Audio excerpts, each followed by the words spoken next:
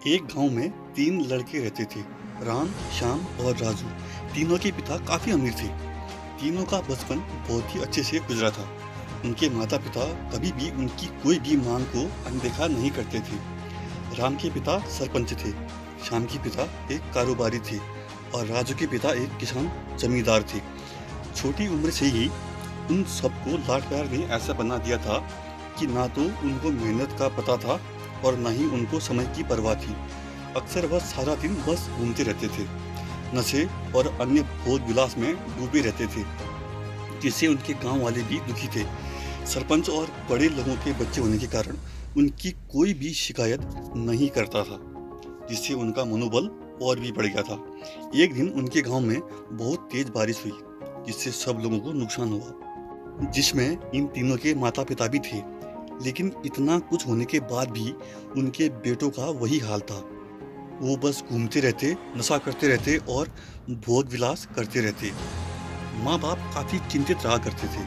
ये तीनों भले ही कितने गंदे थे, लेकिन इन तीनों के अंदर एक खास बात थी, जिसकी पहचान किसी को भी नहीं थी और उनको खुद को भी नहीं पता था। राम एक बहुत अच्छा नेता प्रतिपक्ष था, क्योंकि अपने माता पिता के पास रहते हुए उसको इसका काफी ज्ञान हो गया था, क्योंकि उसके पिता सरपंच थे।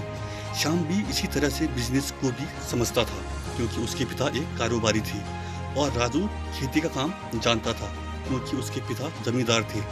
पर अपने गलत कामों की वजह से उन्होंने अपने इस टैलेंट पर कभी ध्यान ही नहीं दिया, जो कि इनकी सबसे बड़ी कमजोरी थी। इस तरह से इनकी बदमाशियों को देखकर उनके पिता ने उनको सीख देने की सोची। तीनों पिताओं ने आपस में बात करी और उसका एक हल निकाला। तीनों पिताओं ने अपना अपना काम अपने अपने बेटों को सौंप दिया, जिससे उनको समय की कदर पता लग सके। तीनों के पिता ने एक वसीयत बनाई, जिसमें ये लिखा था कि 1 साल के अंदर इन तीनों को 10 लाख रुपए कमाकर देने होंगे, जो बिना किसी गलत काम के कमाए जाएं। और तीनों को अलग अलग जगह पर रहना था। इन तीनों को 5-5 लाख रुपए भी दिए गए, ताकि उनको अपना काम स्टार्ट करने में कोई दिक्कत न हो। पहले तो सब खुश हो गए कि हमको आज़ादी मिल गई और पैसे भी मिल गए, और ऐसा सोच कर के इन्होंने फिर से काफ़ी समय मौज मस्ती में गुजार दिया। इसी तरह से 6 महीने बीत गए और इनका काफ़ी सारा नुकसान भी हो गया। फिर एक दिन अचानक उनको एहसास हुआ कि अगर हम शर्त हार गए तो हम अपनी अपनी जायदाद खो बैठेंगे। धीरे धीरे उनकी चिंता और बढ़ने लगी। एक दिन वो इसी उधेड़ धुंध में एक पार्क में बैठे थे और कुछ डिस्कस कर रहे थे कि उनको एक छोटी सी लड़की मिली, जो फूल बेच रही थी और साथ में पढ़ भी रही थी।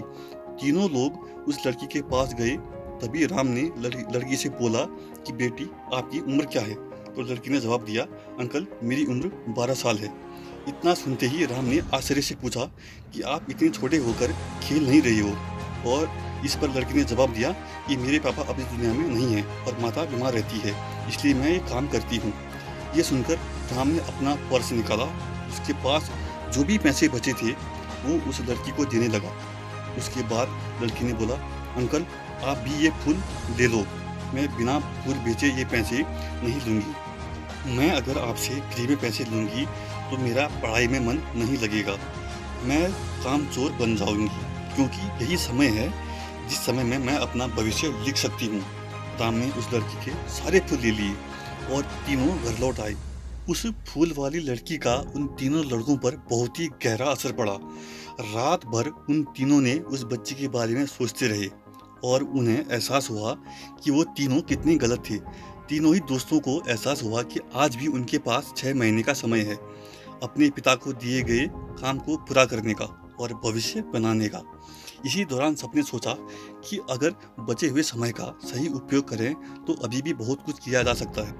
और इसी तरह बाकी दोस्तों ने भी सोचा और दूसरे शहर में आकर काम तलाशने लगे।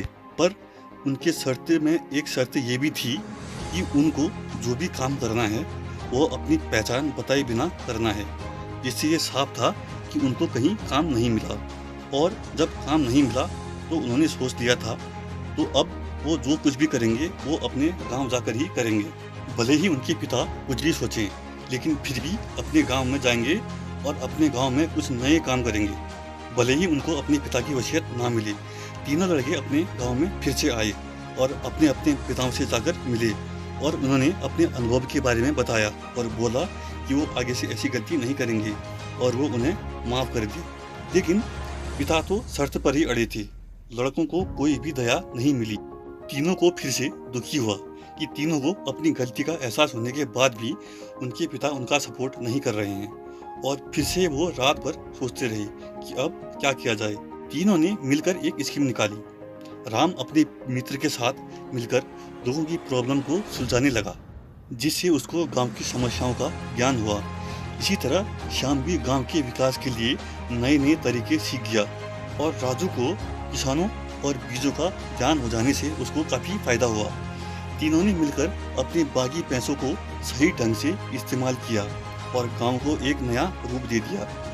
उनकी कड़ी मेहनत से गांव के लोग तो क्या, दूसरे शहरों के लोग भी उनकी तारीफ करने लगे।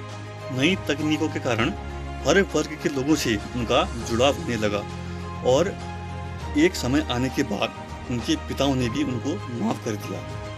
इसी तरह से दोस्तों, तीनों को समय की कीमत का अंदाज़ा हुआ कि पहले वो कितना समय बर्बाद कर रहे थे, लेकिन जब से उनको समय की कीमत का अंदाज़ा हुआ तब से उन्होंने समय बर्बाद नहीं किया और काम करके पैसा कमाया, नाम कमाया और ये सीखा ईमानदारी से ज़िंदगी कैसे जीते हैं। तो दोस्तों, कुल मिलाकर कहने का मतलब यह है कि आप सभी समय को बर्बाद ना करें। अगर ये समय आपके हाथ से निकल गया तो आप कुछ भी नहीं कर सकते हैं। और हाँ, समय के पास इतना समय नहीं है कि वो आपको दोबारा समय दे। समय बर्बाद करने के हजारों तरीके हैं, लेकिन आप ऐसा कोई तरीका चुनिए जो आपकी ज़िंदगी बदल दे, इस समाज की ज़िंदगी बदल दे और इस देश का भविष्य भी बदल दे।